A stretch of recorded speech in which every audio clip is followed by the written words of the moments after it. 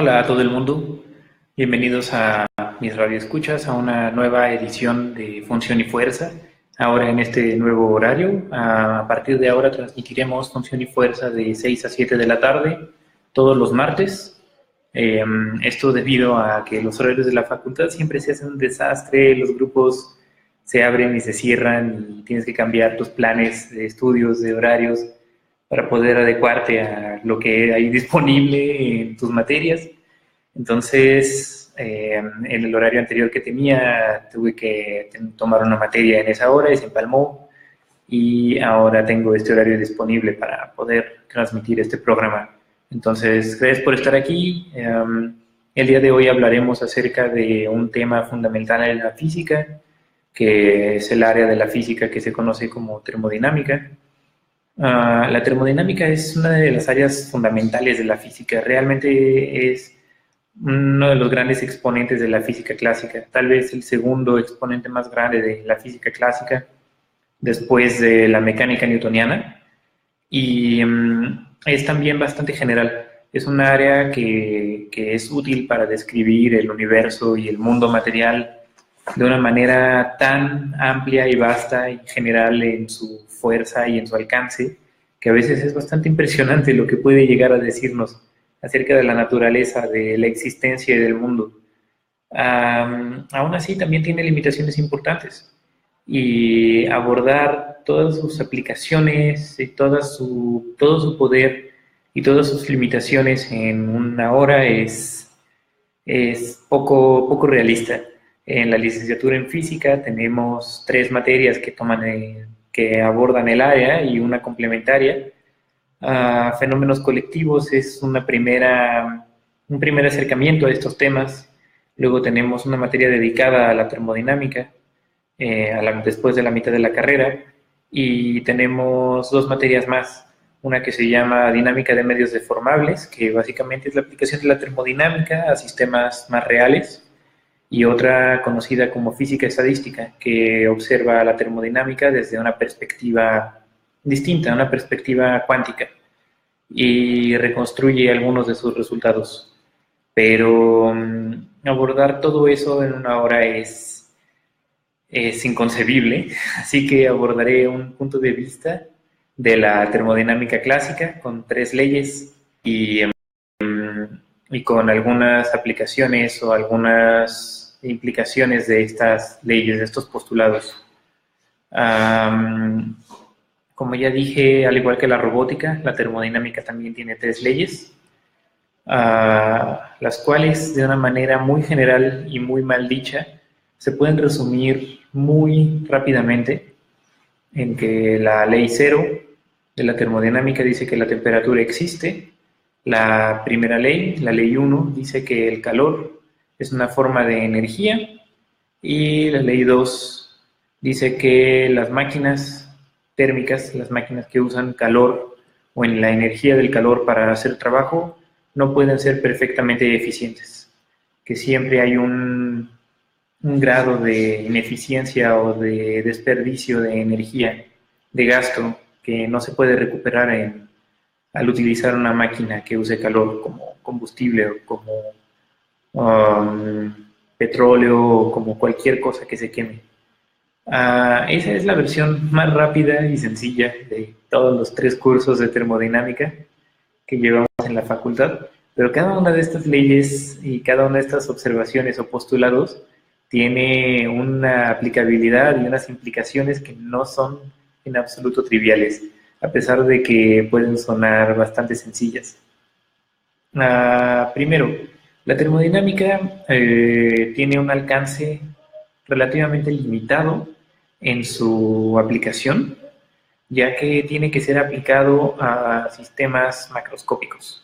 La termodinámica solo se puede utilizar cuando tiene sistemas de relativamente gran tamaño, de un tamaño que permita medirlos con las manos de manera macroscópica, manipularlos y verlos, tal vez máximo con la ayuda de una lupa. Esto quiere decir que no se vale en la termodinámica hablar termodinámicamente acerca de por ejemplo, cuestiones microscópicas, cuestiones cuánticas. La termodinámica no tiene mucho que decir ahí. Realmente es muy difícil aplicar la termodinámica, si no imposible aplicar la termodinámica a partículas individuales, sino que solo se puede aplicar cuando tienes un gran sistema, un gran conjunto de partículas a las cuales hacer observaciones. Y en esta macroscopía, los sistemas tienen que ser relativamente grandes. Cuando relativamente grandes, en la práctica significa cuando menos de cientos de micrómetros, unos pocos milímetros, idealmente de centímetros de lado, cubos de centímetros, decímetros de volumen.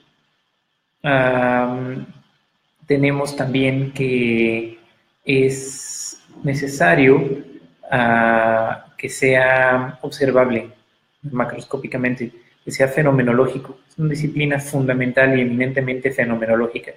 Y quiere decir que observa primero algunos fenómenos generales y que se repiten en diferentes sistemas, hace algunas observaciones de primeros principios y después plantea principios generales que se pueden aplicar a otros sistemas, incluso si todavía no los hemos observado. Y esa es una observación curiosa respecto a cómo se hace la ciencia. ¿Qué es hacer ciencia? ¿Cuál es el objetivo final de la ciencia? Es una pregunta que se aborda bastante bien desde esta perspectiva de la termodinámica, ya que la termodinámica lo que termina por responder es que primero haces un experimento burdo con instrumentos como un termómetro, como un manómetro que mide presiones, o un decímetro, o mides volúmenes, mides calores, temperaturas, otras propiedades, y extraes primeros principios generales. Pero primero va el experimento y las observaciones cualitativas y cuantitativas experimentales, y después generas un modelo general que aborde todos los experimentos que hiciste y que explique tus observaciones. Pero primero va el experimento, después el modelo que explica lo observado, y finalmente se puede corroborar de nuevo el modelo con experimentos nuevos que no hayan sido hechos antes y que fueron propuestos por el modelo construido. Y esa es una perspectiva de física experimental que no a todo el mundo le gusta. La pregunta aquí es de dónde viene el conocimiento fundamentalmente. Las posibles respuestas son que el conocimiento viene, o dos posibles respuestas, son que el conocimiento viene de la materia, del experimento, de no solo la experimentación, sino el llevarlo a cabo de manera fenomenológica, y después generalizar y abstraer en modelos, o la otra posible respuesta, física teórica y matemáticas, es que el conocimiento viene de primeros principios generales que se postulan como verdaderos, en matemáticas se les conocería como axiomas, y que después se corroboran a través de un experimento o una aplicación sus implicaciones. Pero que el conocimiento verdaderamente vendría de acá arriba, vendría de plantear cosas verdaderas y hermosas desde el principio y de manera general.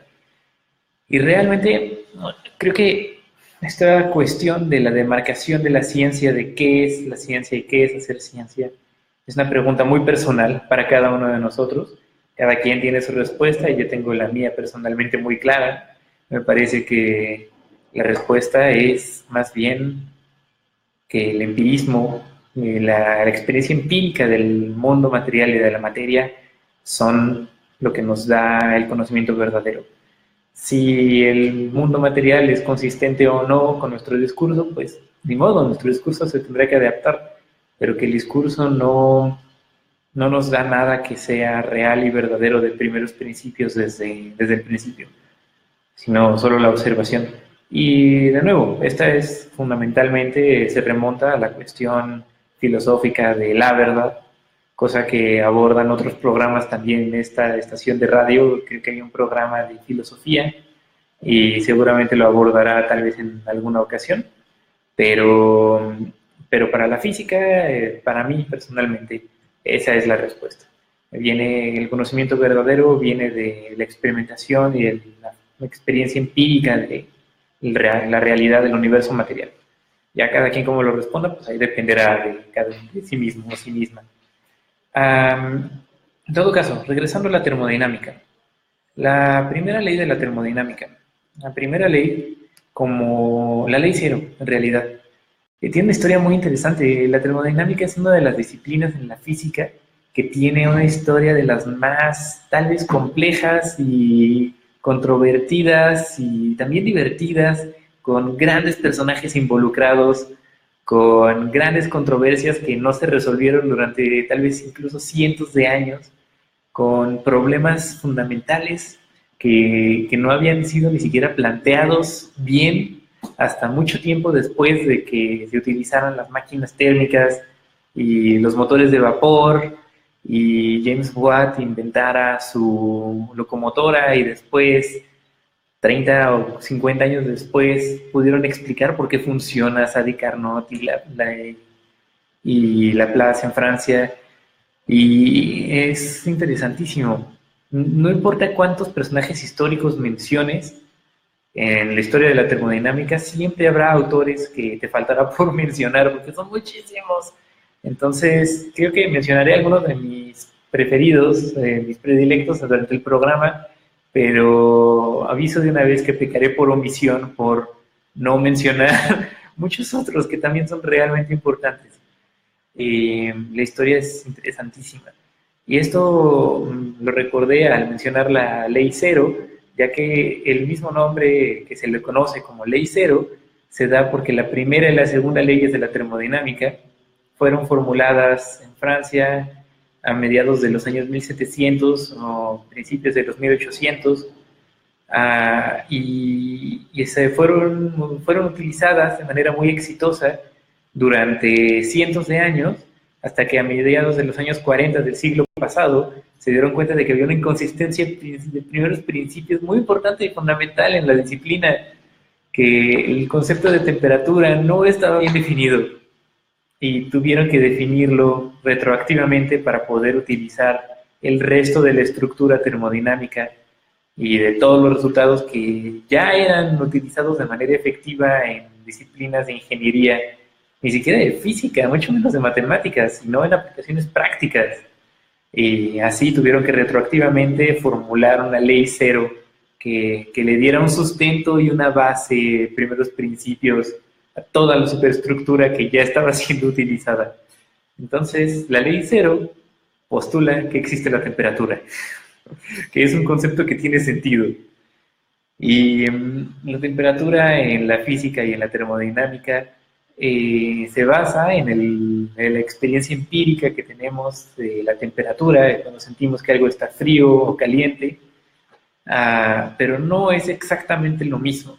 Nuestra concepción y nuestra experiencia sensorial y nuestra experiencia empírica de temperatura no es la temperatura física, no es la temperatura termodinámica. El ejemplo más común y cotidiano de ello es que en este momento yo puedo acercarme al pizarrón, tocarlo y sentir que está razonablemente tibio, pero si toco el metal, lo siento más frío que la superficie del pizarrón, que está hecha de plástico, mientras que el metal del bordecito es metal y se siente más frío, a pesar de que si tomara un termómetro y lo pusiera en contacto con el pizarrón y con el metal, mediría probablemente exactamente la misma temperatura. Y esto se debe a que lo que yo estoy sintiendo al poner mi mano contra el plástico o el metal no es la temperatura del objeto en sí, sino a qué tasa, a qué ritmo de transferencia de calor estamos interactuando, estamos transfiriéndonos calor entre el pizarrón y yo, o el bordecito de metal y yo. Y eso es lo que verdaderamente estoy sintiendo, esa es mi experiencia empírica, no la temperatura de manera directa. Así que hace falta otra cosa para medir la temperatura, hace falta un sistema termodinámico que conocemos como termómetro para poder medirla. Y de una manera un poquito más abstracta, lo que dice la ley cero es que el equilibrio térmico entre sistemas es transitivo, es una propiedad transitiva. Esto quiere decir que si tengo dos sistemas, por ejemplo, el termo y el cuaderno, y ambos individualmente, si yo pongo el cuaderno en contacto con la pluma y no hay transferencia de calor, no hay diferencia de temperatura entre ellos, y después tomo al termo y a la pluma y los pongo en contacto y tampoco hay diferencia de temperatura entre ellos, no puedo observar ningún cambio, ninguna variable, presión o de volumen o de otras variables posibles, ni en el termo ni en la pluma cuando los pongo en contacto durante un tiempo indefinido, ni entre el cuaderno y la pluma tampoco. Entonces, si yo hipotéticamente, potencialmente pusiera en contacto al termo y al cuaderno, entonces tampoco va a haber una diferencia de temperatura entre ellos. Eso quiere decir que la temperatura transita.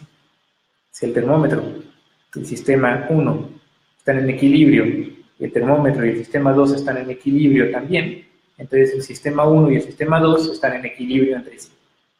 Y eso le da existencia fenomenológica, cualitativa, le da una realidad física a esta idea de la temperatura empírica, la temperatura que nosotros sentimos.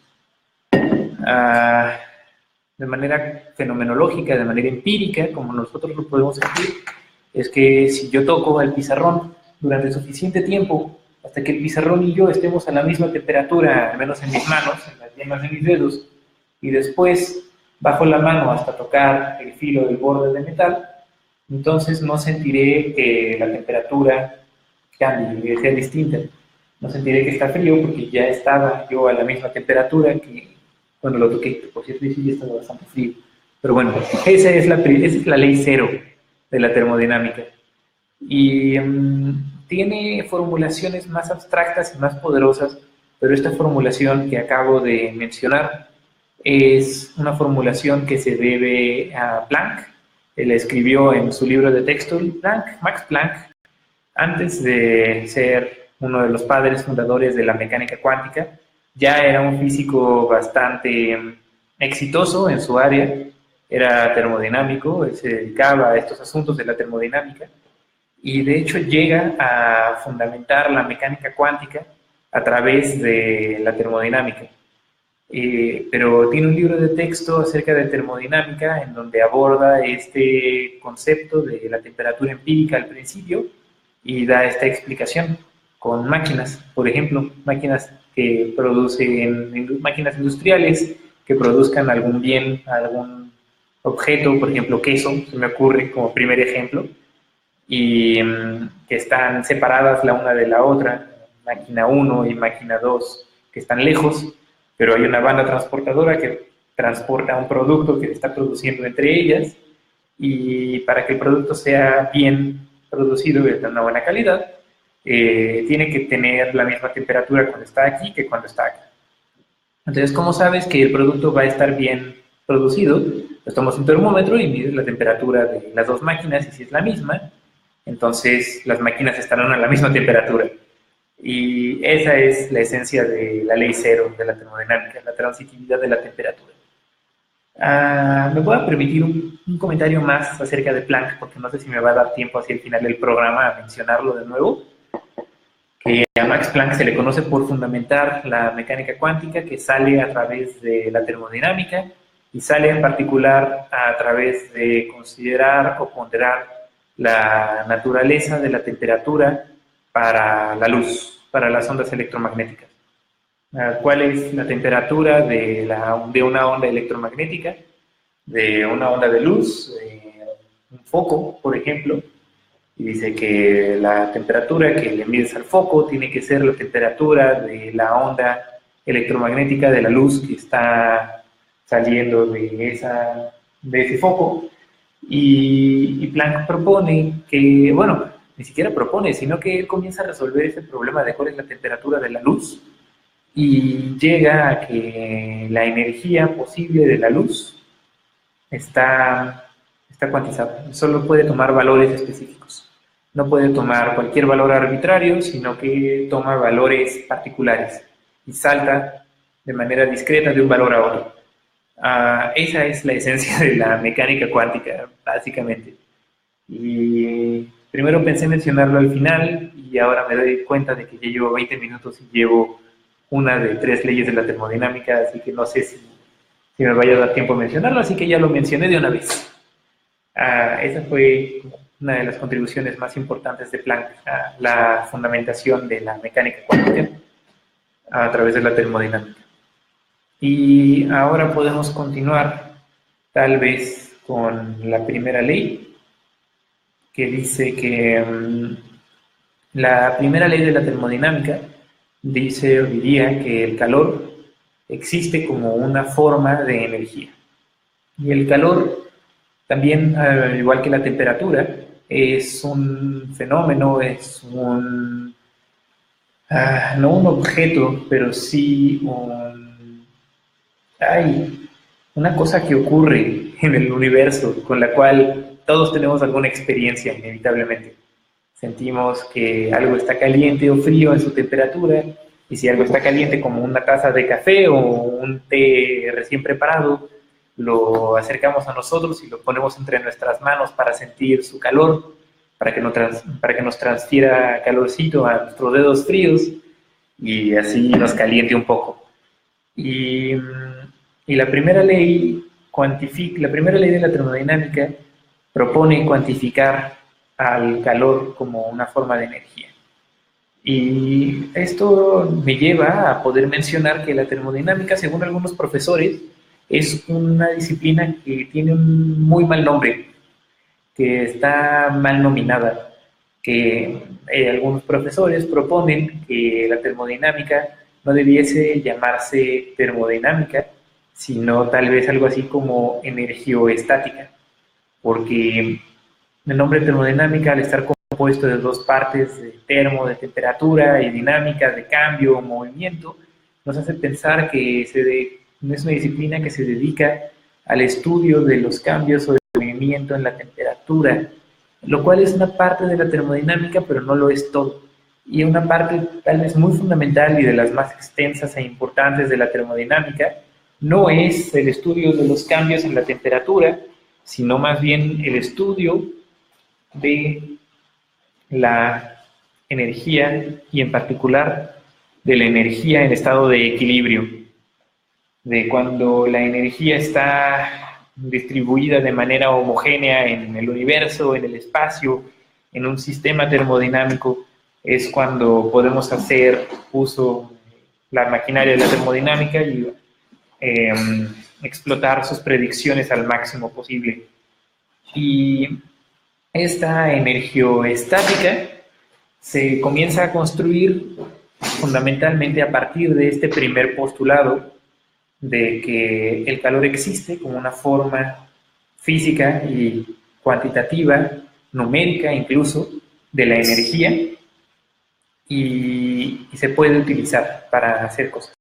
Ahora, también hay un área de la termodinámica que, por supuesto, sí se dedica a estudiar los cambios en la temperatura de los cuerpos, los cambios en la temperatura a través de los procesos termodinámicos o térmicos de interacción, y se le conoce en general como la termodinámica fuera del equilibrio. Pausa un segundo para conectar la computadora. Nada, va a pasar para acá, más fácil. Y esa es la termodinámica fuera de equilibrio. Y es todavía una de las más grandes e intrigantes áreas de la física que sigue sin respuesta general, sigue sin ser resuelto ese problema de manera general y satisfactoria. Y es un área de investigación activa todavía, la cual no ha sido muy fructífera estos últimos 300 años, desde tal vez el 1700. Así que tal vez algún día alguien lo resuelva, tal vez no. Hay ideas de cómo empezar a tratarlo, pero ninguna ha sido particularmente exitosa hasta ahora. Han sido exitosas parcialmente, han sido exitosas en la medida de la ingeniería, en la medida en la que se pueden utilizar y aplicar estos conceptos de manera práctica en problemas ingenieriles, pero no hay una formulación teórica y abstracta general que sea satisfactoria de estos procesos de transferencia y intercambio de energía. Entonces, regresando, la primera ley dice que el calor es una forma de energía y de esta forma puedes llegar a salvar la idea de la conservación de la energía en la mecánica clásica. La mecánica de Newton postula que la energía se conserva, que es una cantidad invariante que es conservada a través de todos los procesos, y en la fenomenología del mundo cotidiano del universo material no se observa esto. Yo podría, no lo voy a hacer porque es una mala idea, pero podría lanzar mi celular en movimiento, ponerlo en movimiento a través de aventarlo, y lo que la mecánica newtoniana predice es que debe de seguir en movimiento constante y en línea recta a una velocidad constante, o tal vez solo acelerado por la aceleración gravitacional. Pero si yo lo pusiera sobre la mesa, sobre una mesa sin fricción, y le diera un ligero empujón, debiera de seguirse moviendo en principio a una velocidad constante y en línea recta, sin cambiar su estado de movimiento de esta forma. Y no se observa eso, la fricción existe, las cosas se detienen, y esta observación crítica de que las cosas se detienen y la energía se disipa, decimos que se disipa, es el momento en el que viene a rescatarnos la primera ley de la termodinámica, que dice que esta energía disipada, entre comillas, o entre más comillas, perdida por la fricción, no se perdió verdaderamente, sino que se convirtió en calor. Se convirtió en calor en la superficie de mi celular o su funda, y en la superficie de la mesa o de la superficie sobre la cual se haya movido. Y de esa manera se rescata de entre los muertos, se revive a la idea de la conservación de la energía en la mecánica newtoniana. Y eso, pues, es efectivo, realmente funciona, porque además puedes ir y medirlo con un termómetro, con un dinamómetro que mide fuerzas, en cuánta fuerza lo empujaste originalmente, a qué velocidad se estaba moviendo, cuánto tiempo le tomó detenerse, cuánta fricción hubo, y por lo tanto cuánto se calentó la superficie. Y sí funciona, realmente funciona poder medir cuánto se calientan estas superficies por reacción de la fricción o por disipación de su energía por esta fuerza de fricción que en principio no conservaría la energía, pero así se rescata. Entonces, esta hipótesis de la conservación de la energía a través del calor nos permite también construir máquinas térmicas que hagan no solo fuerza usando el calor, sino trabajo usando el calor. Y ese es el principio de las máquinas termodinámicas, de la locomotora a vapor, para empezar. Y es el principio también de los carros de combustión interna, de los motores de combustión interna, el utilizar una diferencia de temperatura o una diferencia de energía térmica para hacer trabajo, para aplicar una fuerza sobre un objeto que lo mueva a una cierta distancia. Y esto es trabajo termodinámico. Y de ese modo, esta explicación, tradicionalmente muchas personas sostienen que la termodinámica es una ciencia que se desarrolló al revés de cómo se desarrollan las ciencias usualmente, y la tecnología. La relación entre ciencia y tecnología estuvo al revés que la termodinámica históricamente, ya que a mediados de los años 1700, principios y mediados de los 1700, en Inglaterra se comienzan a construir máquinas termodinámicas, motores de vapor, locomotoras, motores que evacúan a las minas, y funcionan. Creo que se fue la luz. Bueno, continuaremos. Las máquinas de Inglaterra funcionaban, pero no se podía explicar cómo ni por qué servían.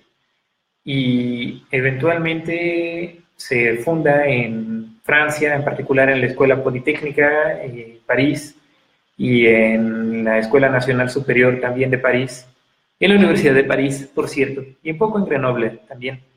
Escuelas que estudian las máquinas de vapor y a las máquinas térmicas de manera general y abstracta, y grandes personajes como Carnot, como Laplace, como D'Alembert y como Fourier estudian el fenómeno de la transferencia del calor y de estas máquinas y llegan a una teoría general postulando estas leyes de la termodinámica, la primera y la segunda.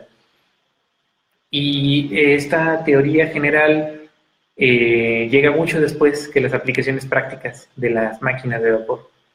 Y de nuevo, en general se nos dice que la ciencia primero se hace en matemáticas, luego se hace ciencia básica, física teórica, y al final se llevan a las aplicaciones. Y en esta ocasión, pues no, primero fueron las máquinas de vapor, y luego, años después, en otro país, se construyó la teoría que las explicara de manera general. Y realmente estuvieron más cerca la una de la otra que lo que parece esta perspectiva historiográfica, pero de todas maneras es interesante ver explorar esta interacción entre la ciencia y la tecnología. Qué raro que se fue la luz y no se fue el internet. Bueno, quién sabe qué haya pasado. Espero que todo esté bien, ya me enteraré. Esa es la primera ley de la termodinámica. Y la segunda ley de la termodinámica, bueno, la primera ley también nos da una variable termodinámica que tiene una característica parecida a la de la temperatura, que tiene una naturaleza similar a la de la temperatura. Y esta variable termodinámica que nos crea la primera ley se llama energía interna. La energía interna de un sistema o de un objeto es posiblemente entendida como cuánto trabajo puede hacer ese objeto debido a su energía intrínseca, la energía que está dentro de ese objeto. Por ejemplo, mi teléfono celular tiene una temperatura asociada y si yo lo pusiera a alimentar un pistón, una máquina de vapor, tal vez fuera un poco difícil, pero en principio podría ser que su temperatura hiciera trabajo. Y de ese modo, este objeto, este amigo de aquí, tiene una energía interna asociada, una energía que se puede entender como una energía potencial en el sentido de que es un potencial de trabajo, un trabajo en potencia, que se le puede extraer al objeto. Y esta variable es una variable física, es un número que puedes ir y medir, con un poco de dificultad, es cierto, hay que reconocerlo. Muchas veces se hacen grandes idealizaciones para medirlo, se mide nada más para gases que solo tienen un átomo, para gases que están en temperatura y presión controlados en un volumen conocido, en una distribución bien caracterizada, que no han sido agitados, que están en equilibrio. O sea, realmente es difícil medirla y se necesitan muchas idealizaciones, muchas abstracciones para poder sacarle un número específico. Pero se puede medir, en principio, la gente lo hace. Y de nuevo es aquí cuando ves la diferencia grande entre hacer física y hacer ingeniería, que en la física al principio puedes medirlo, en la práctica no realmente. En ingeniería usas tantas aproximaciones como sea necesario para poder usarlo y utilizarlo de manera práctica para resolver un problema. No te importa si realmente está bien conceptualmente tu cálculo, mientras fenomenológicamente la aproximación se parezca a lo que estás observando de manera práctica. Y también está bien, mientras funcione, pues hay que reclamarlo, pero hay que mantener en cuenta que estos son aproximaciones y, por un lado, y abstracciones e idealizaciones gigantescas por el otro. Entonces, hay que mencionar que estas variables la temperatura nos daba una condición para saber cuándo dos objetos, lo decimos, están a la misma temperatura, entonces están en equilibrio térmico. Si los pones en contacto, no van a transferirse, sí, lo puedo decir, no van a transferirse calor, no va a haber transferencia de energía entre ellos. Y esto nos hace pensar también que la energía interna también nos debe de poder dar algo parecido.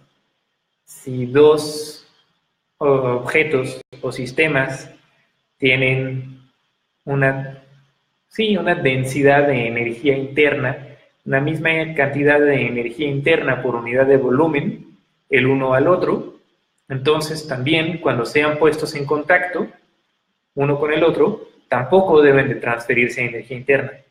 No debe de haber transferencia de energía entre ellos. Deben de estar en equilibrio. Y a estas variables, eso nos hace pensar que si tienen la misma energía interna, si dos sistemas tienen la misma energía interna por unidad de volumen, como están en equilibrio, también tienen que tener la misma temperatura. O sea, energía interna por un lado y temperatura por el otro son dos caras de la misma moneda. Son dos formas de observar el equilibrio entre sistemas. Y son fundamentalmente, realmente la misma cosa. Son, en efecto, dos maneras de observar cuando dos sistemas están en equilibrio. Y a este tipo de variables que nos indican cuando dos sistemas, al ponerse en contacto, no tendrán transferencia de energía, sino que están, como ya estaban antes, en equilibrio. Se les conoce como variables termodinámicas. Son muy importantes, son muy importantes saber cuándo dos objetos o sistemas están en equilibrio entre sí. Y ya tenemos dos variables que nos dan eso, la temperatura empírica, que nos dio la ley cero, y la densidad de energía interna, o la energía interna por unidad de volumen, si quieres, que nos da la primera ley. Y esas son útiles y efectivas, y hay otras variables más que hacen lo mismo. Matemáticamente se puede caracterizar cuando una variable es una variable termodinámica aceptable y tiene una caracterización matemática precisa, hermosa, muy bien definida, que no voy a decir ahora ni voy a decir aquí porque es un poco abstracta. Es que las segundas parciales conmuten, pero no le digan a nadie porque es secreto de Estado. Y esas variables son utilizadas de manera cotidiana en la ingeniería. Todos los días, supongo que los ingenieros químicos, los ingenieros mecánicos, los ingenieros hidráulicos tendrán que pelearse con que sus sistemas estén a una temperatura conocida e idealmente a la misma temperatura que otros sistemas con los que quieren interactuar, pero sin que haya una transferencia de energía entre el sistema 1 y el sistema 2. Ahora, esas han sido las primeras dos leyes de la termodinámica. La segunda ley de la termodinámica, que es la tercera ley, chale con que los índices no están de acuerdo con el número de ley. De nuevo, la historia nos hace jugar malas pasadas y es un accidente histórico que hayan sido mal numeradas. Pero la que se conoce como la segunda ley de la termodinámica tiene muchísimas formulaciones y una formulación que me parece la más entendible, que fue con la que abrí este programa, es decir que las máquinas térmicas no pueden ser perfectamente eficientes. Cualquier máquina que convierta calor en trabajo o energía en forma de calor en movimiento, en energía en forma de que haga algo para nosotros, de que nos sirva de algo en este mundo, que nos sirva para ver un video en YouTube, o que nos sirva para movernos en carro, no puede ser perfectamente eficiente. Siempre hay un grado de desperdicio, una cantidad de calor desperdiciada, una cantidad de energía disipada. Y esta formulación me parece que se debe a Clausius, Y tiene una equivalencia con otra formulación que formuló, no recuerdo cuál es su nombre, se me fue, pero tiene que ver con el proceso inverso. En lo que estamos pensando ahorita al decir que una máquina que convierte calor, energía en forma de calor en trabajo, es en una máquina térmica que hace justamente eso, que quemas algo y mueve un objeto como resultado de haber quemado un combustible. Y el proceso inverso también es conocido. Cuando mueves un émbolo, por ejemplo, y le cambias la temperatura a otro objeto, a otro sistema. Eso burdamente se conoce como refrigerador. Es el famoso refri que todos tenemos en casa. Lo conectas a la energía eléctrica, esto hace funcionar una pequeña bomba, esta bomba hace trabajo mecánico, y ese trabajo mecánico se convierte en energía potencial en forma de calor. Y esta energía potencial en forma de calor se manifiesta en que adentro del refrigerador está frío. Entonces, si pusieras una máquina térmica, una máquina de vapor adentro del refrigerador, estaría en un ambiente frío, en donde puede hacer trabajo y regresar a esta energía térmica potencial a un trabajo mecánico. También se puede postular que este proceso de convertir energía mecánica o forma de trabajo en energía potencial térmica, en una diferencia de temperaturas entre el interior y el exterior del refrigerador, no puede ser perfecta, no puede ser perfectamente eficiente. Y es un ejercicio de tarea muy cotidiano demostrar que estas dos formulaciones son equivalentes, que una implica a la otra y viceversa. Ahora que en la clase de fenómenos colectivos generalmente se deja como un problema de tarea y se hace de una manera particularmente interesante por sus implicaciones filosóficas acerca de la naturaleza de la física teórica. Y a lo que me refiero es con esto, es que no se demuestra directamente que una formulación implique a la otra, sino que se demuestra que si una es falsa, la otra también es falsa, y si la segunda es falsa, entonces la primera también tiene que serlo. Que una violación a una implica una violación a la otra y que también viceversa, que son equivalentes de ese modo. Pero esto es una equivalencia en un sentido de la negación. Lo que estás demostrando rigurosamente en el fondo de tu corazón, sabes que lo que demostraste es que sus negaciones son equivalentes. Pero eso no quiere decir, no hay ningún principio, primeros principios que te diga que eso significa también que sus afirmaciones son equivalentes. Hasta que llega la lógica, y la lógica matemática moderna. Y dice, sí, o sea, si dos negaciones son equivalentes, entonces las afirmaciones también son equivalentes. Y eso en lógica y en la teoría abstracta de las matemáticas, honestamente no es trivial. Y eso es una cosa con la que la gente se confunde regularmente cuando llegamos a ese punto en una clase de fenómenos colectivos. Es fácil confundirse con ese punto de por qué demostramos que las negaciones son equivalentes cuando lo que queremos mostrar es que las afirmaciones son equivalentes. Y es una cuestión de lógica matemática. Se salva, se puede salvar, pero no todas las lógicas posibles, que hay muchas lógicas posibles, lo hacen. Solamente la lógica que resultamos que es la que usamos, porque la que resulta que es la que usamos porque funciona, porque si no, no podríamos demostrar este tipo de cosas. Entonces, de ese modo, salvamos la segunda ley de la termodinámica y la equivalencia entre al menos dos de sus formulaciones posibles. Ahora, viene lo interesante, la entropía.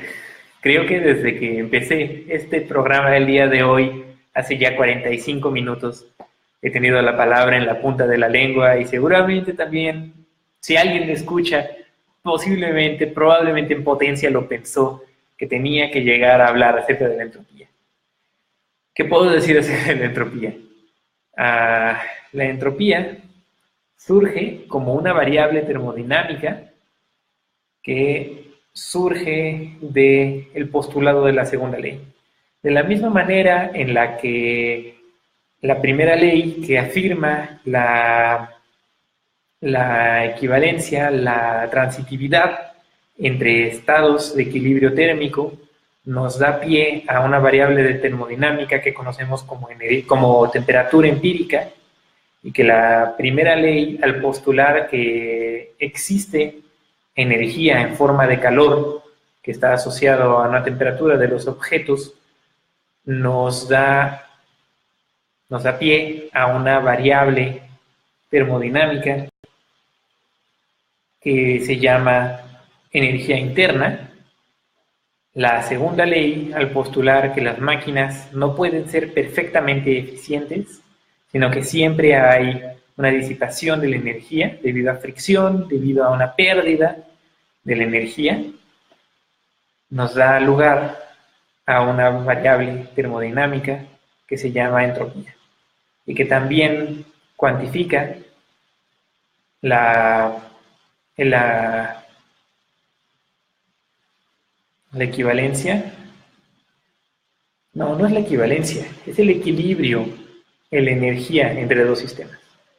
Si dos sistemas que tienen la misma densidad de entropía, la misma entropía por unidad de volumen, son puestos en contacto, entonces tampoco habrá intercambio de energía entre ellos.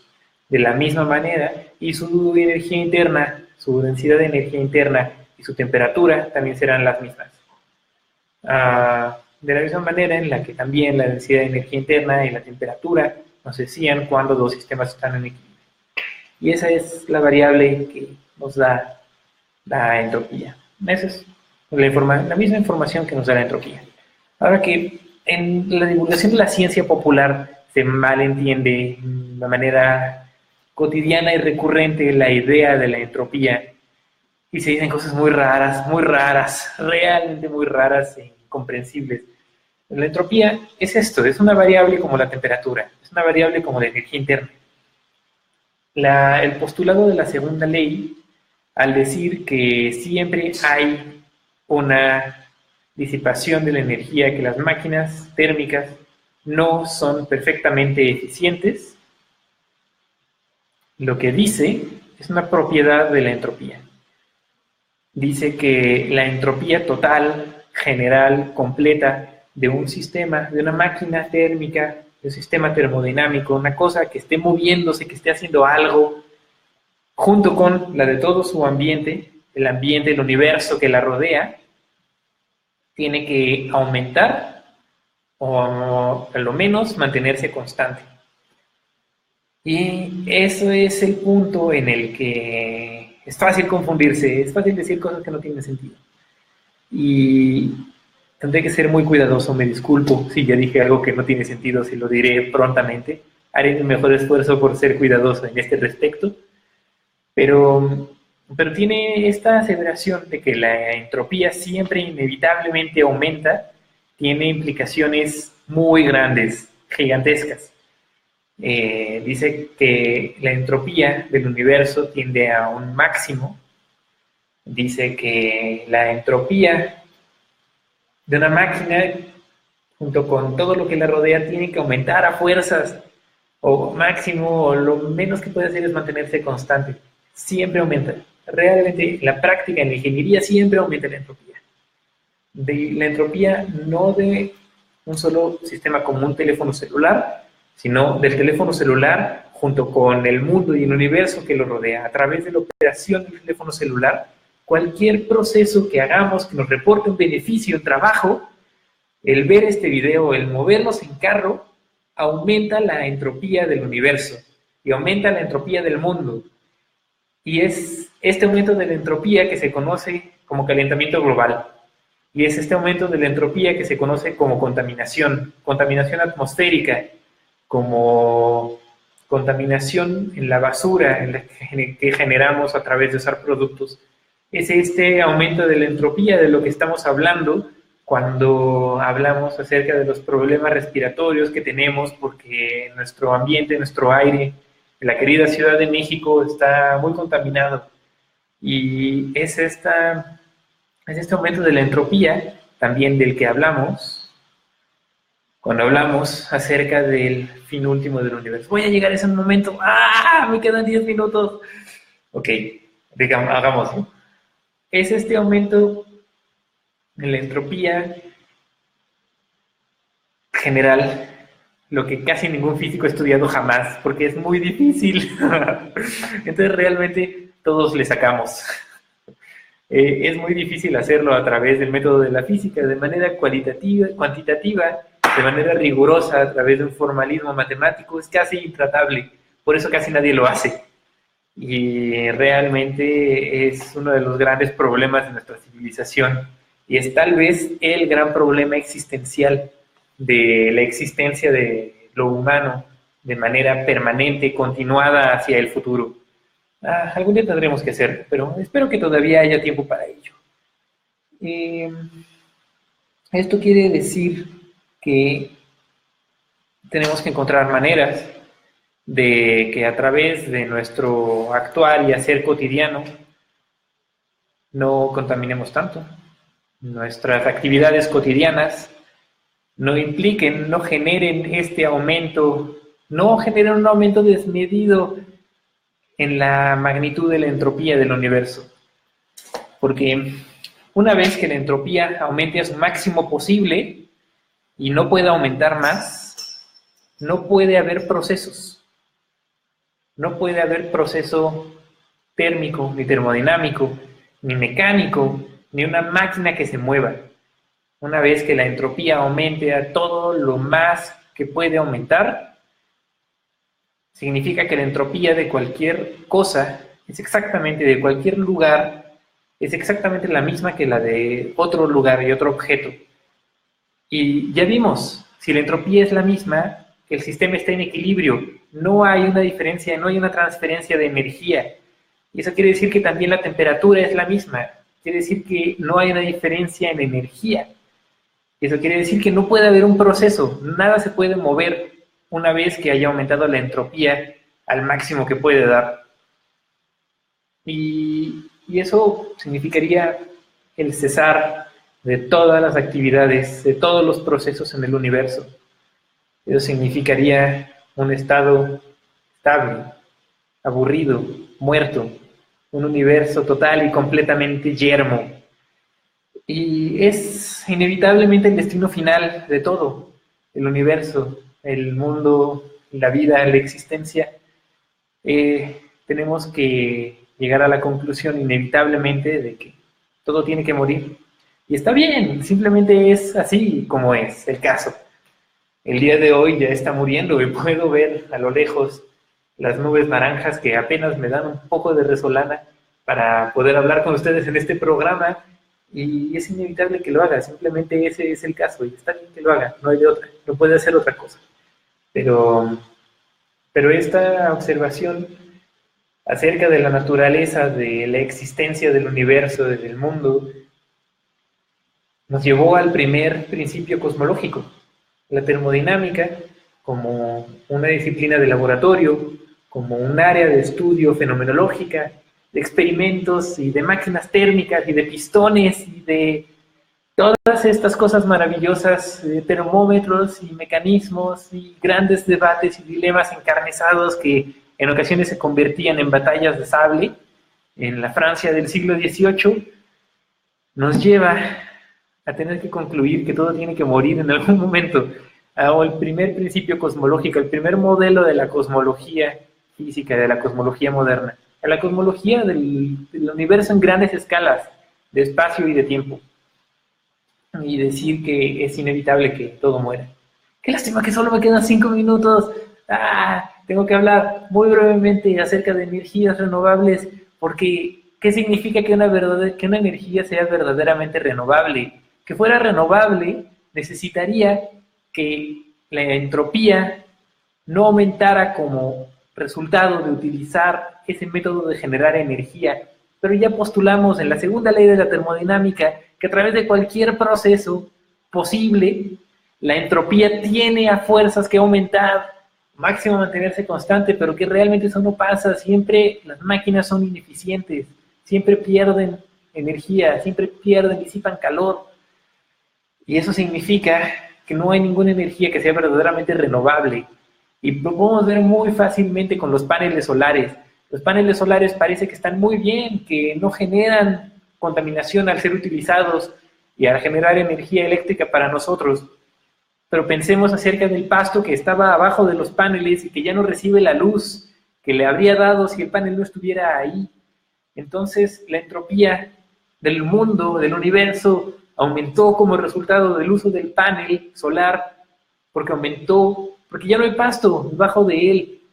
Y de nuevo, la entropía aumenta por tener que haber construido el panel. ¿Cómo se fabricó el panel? El panel no tiene una fabricación limpia, se hace en una fábrica en China generalmente.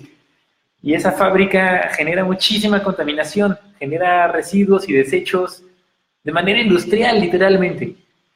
Y esta contaminación también es contaminación atmosférica y basura que se genera por resultado de fabricar el panel. Eso es aumento de la entropía. Los paneles solares no son una energía renovable, tal vez sustentable, tal vez más sustentable que el petróleo, pero casi cualquier cosa es más sustentable que el petróleo y el carbón. Son una mala referencia porque ponen la vara muy baja, pero de ese modo realmente es difícil reconciliarnos con que todo tiene que morir eventualmente. Ese era el comentario que tenía que hacer acerca de las energías renovables. Y ahora acerca de la naturaleza de entropías. ¡Oh, madre! Me quedan 3 minutos. ¿Qué significa la entropía? Parece muy abstracta, como variable termodinámica que nos indica el equilibrio. Y te preguntas por qué queremos otra si ya tenemos la temperatura que funciona tan bien y es tan fácil de entender. Pues resulta que se puede entender a la entropía como... Es que no me da tiempo. Lo intentaré de todos modos. Una disculpa si no queda claro. Mejor consulten bibliografía al respecto si lo digo demasiado rápido, no es claro. La entropía, al entenderse como la distancia entre el estado de un sistema y su estado de equilibrio, cuando la entropía es máxima, la máxima posible, se puede entender como la cantidad de estados de configuraciones equivalentes a una configuración macroscópica observable. ¿Qué quiere decir con esto? Consideremos un castillo de arena, un hermoso castillo de arena en el borde de la playa junto al mar.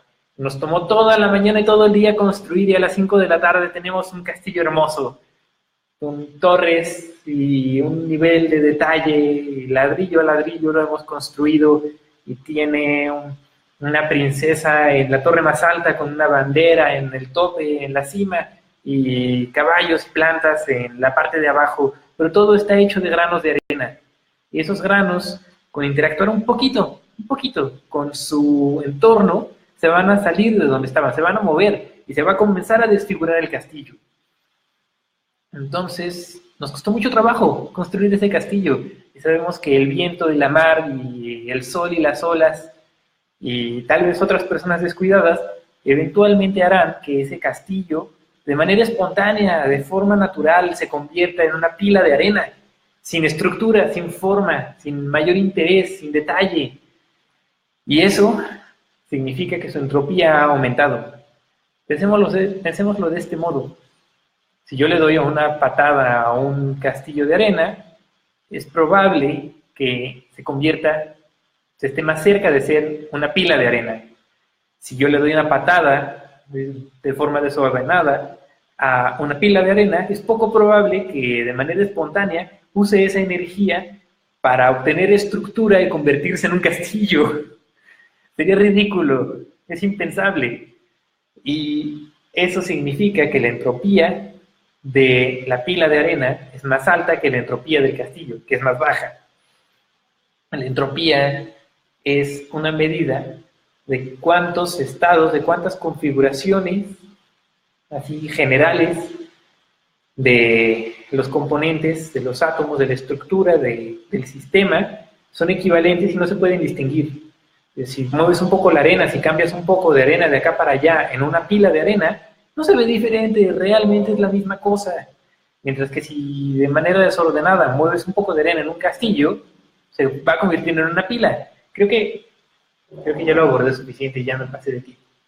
Así que comenzaré a cerrar por decir que esa es la formulación de la física estadística para la entropía, y que cuantifica cuántos estados diferentes hay en un sistema, y que dice que los sistemas tienden a un estado estable de equilibrio en el que haya muchos estados, muchas configuraciones equivalentes e indistinguibles, muchos microestados que no se puedan dilucidar los unos de los otros, no se pueda ver su diferencia. No se quiere decir que su entropía es máxima, que son equivalentes y no se pueden distinguir. Es ahí cuando se dice que la entropía tiene que ver con el desorden. No tiene que ver con el desorden. Tiene que ver con tal vez la falta de estructuras, tal vez la falta de interés, tal vez la falta de interés como interés estético, que sea hermoso como el castillo, no que sea sencillo, es fácil de entender como una pila de arena desordenada y aleatoria. Y de nuevo, lo que es comúnmente dicho acerca del desorden, que todo tiende al desorden, está equivocado, porque hay sistemas ordenados, periódicos, cristales, que en su estructura cristalina perfectamente organizada tienen entropía máxima. Los cristales líquidos, los cristales de las pantallas LCD, se alinean con un campo magnético y un campo eléctrico, y de ese modo maximizan su entropía. Sin embargo, todos están perfectamente ordenados en una posición específica y bien controlada, y su entropía es máxima, sin embargo. Y así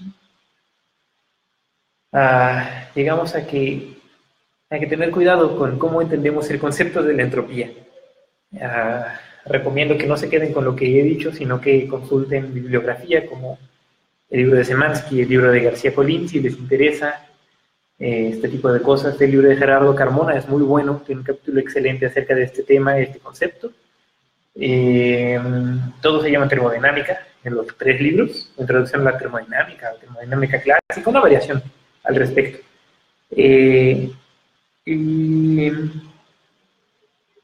El libro de Marco Antonio Martínez Negrete también es bueno, pero tiene una formulación más clásica, no me parece que aborde esto de esta manera tan general.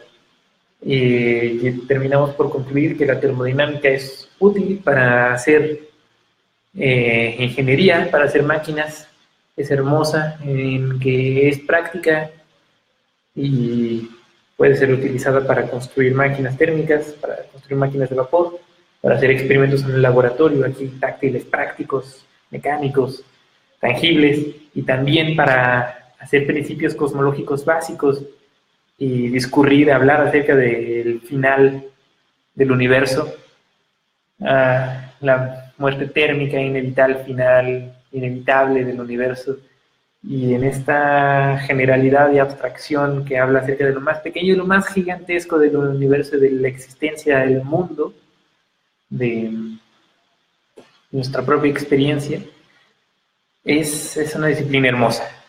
Me gustaría que también la hayan compartido conmigo. Gracias por haberme escuchado este programa. Gracias a Frauke y el resto del equipo técnico de Radio Numancia por el espacio. Una disculpa por haberme pasado ya casi 5 minutos.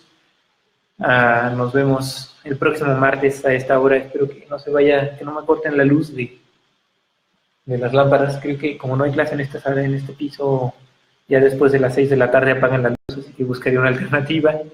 Y hasta la próxima. A ver si se ve. Ahí se ve mejor de este lado. Ahí sí se ve. Hasta luego.